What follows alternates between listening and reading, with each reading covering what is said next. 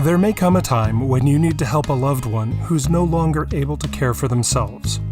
You have options for how to do this. Some are less serious or formal, like a power of attorney, an advanced healthcare directive, or a joint bank account. But sometimes you need a more formal legal setup, called a conservatorship. A conservatorship is a court case where a judge appoints a responsible adult, called the conservator, to care for another adult, called the conservatee, who cannot care for themselves or manage their own finances. To care for an adult's personal needs like food, clothing, health, and living situation, you need a conservatorship of the person. If you need to manage the adult's finances, you need a conservatorship of the estate. You can ask to be a conservator of the person, a conservator of the estate, or both. Who can be a conservator? A conservator can be a spouse, an adult child, a parent or other relative, a friend, a government or nonprofit agency, or other people the law says are okay to care for the adult. In every case, a court has to approve the conservatorship. What kind of conservatorships are there? There are three main types of conservatorships: a general conservatorship, a limited conservatorship, or an LPS conservatorship, also called a mental health conservatorship. Let's talk a bit about what each one means. A general conservatorship is best for a person who can no longer care for themselves or make financial decisions. It can be for an elderly person with severe dementia, for example, or maybe for someone in a bad accident that left them completely unable to take care of their own needs. A limited conservatorship is to help care for an adult with a developmental disability. Because developmentally disabled people can usually do many things on their own, the judge will only give a conservator limited power to do things the conservatee cannot do without help. The goal of a limited conservatorship is to allow a person to keep as much independence as possible. The third kind of conservatorship is called a mental health or LPS conservatorship. It makes someone responsible for another person who has been diagnosed with certain serious mental illnesses. Mental health or LPS conservatorships can be very complex, so we cannot cover them in this video. If you need more information about LPS conservatorships, talk to a lawyer who does those kinds of cases. How to become a conservator. Once you decide that someone needs a conservator, you have to ask the court to appoint you. You can also ask the court to appoint someone else. A proposed conservatee can also be the one asking the court to appoint a conservator to take care of them. If you want to ask to be appointed as a conservator, there will be several steps you'll have to take. We'll give you the main ones, but keep in mind we're just giving you a general idea of the process. First, you'll have to file a petition for conservatorship in court. In your petition, you'll have to explain why the proposed conservatee cannot care for themselves any longer and why the court should appoint a conservator.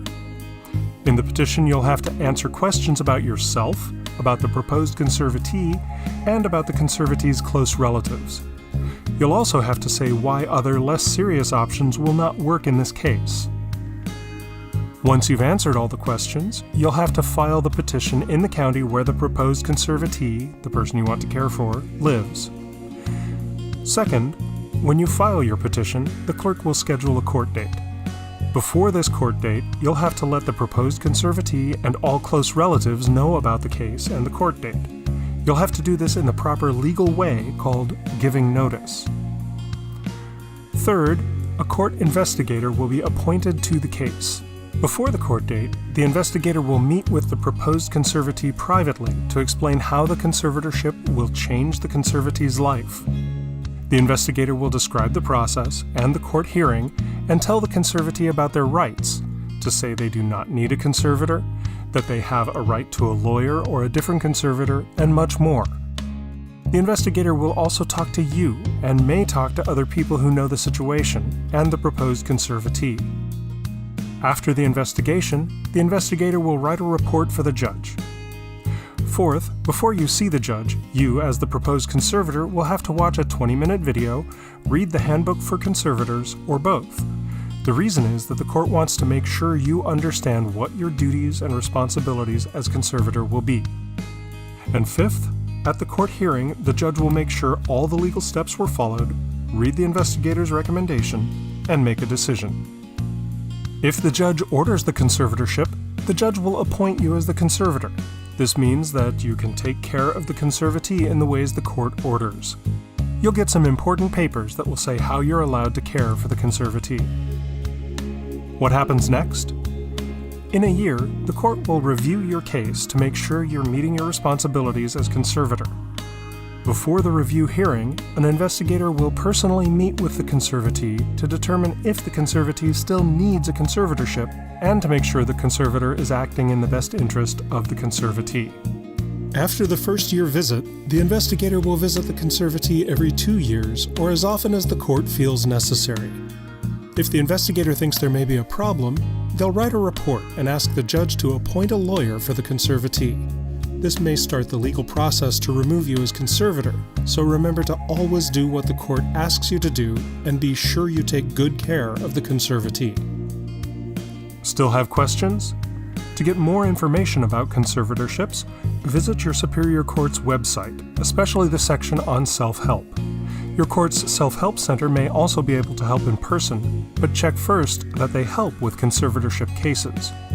You can also read the Handbook for Conservators, available at http://www.courts.ca.gov/documents/handbook.pdf. Remember, conservatorships are complicated. If you want to ask for a conservatorship, it's a good idea to talk to a lawyer that specializes in these cases.